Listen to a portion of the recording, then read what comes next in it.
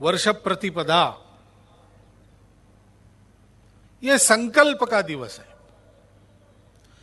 संकल्प करना और प्राणपण से उसके लिए प्रयास कर उसको सफल करना। प्राचीनतम घटना इस तिथि के पीछे बताते हैं कि यह सृष्टि का प्रारंभ है। परमपिता परमेश्वर को जब लगा कि मैं अपने निराकार अस्तित्व में अकेला हूं, अब ऊब गया हूं, मन बहलाने के लिए मुझे अनेक होना है, एको अहम बहुश्याम, तो ये संकल्प मन में आते ही सृष्टि का निर्माण प्रारंभ हुआ।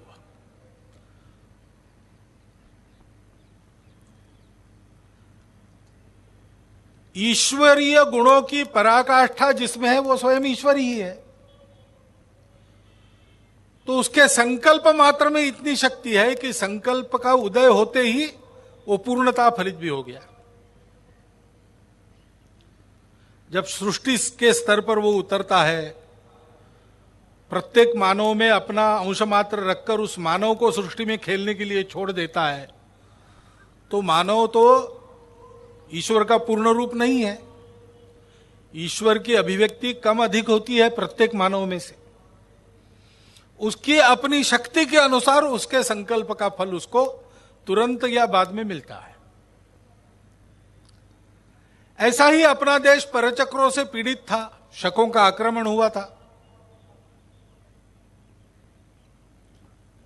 और सारी भूमि को विजित कर शक सम्राट यहां पर सुखे नहीं वो राज्य कर रहे थे। इस भूमि की संपत्ति को लूट रहे थे।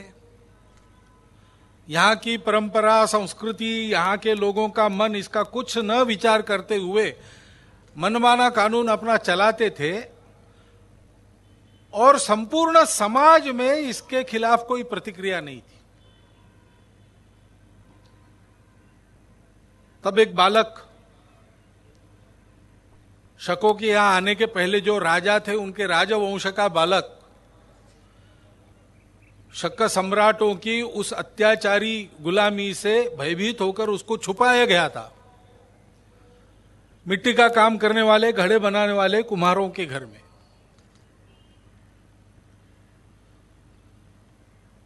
तो कथा रूपक में ऐसी बताई जाती है कि उसने मिट्टी के सैनिक तैयार किए, मिट्टी के घोड़े, मिट्टी की तोपें तैयार की और अपने सामर्थ्य से उनमें प्राण फूंका और उस सेना के आधार पर शकों का निर्दालन करते हुए देश को स्वतंत्र किया।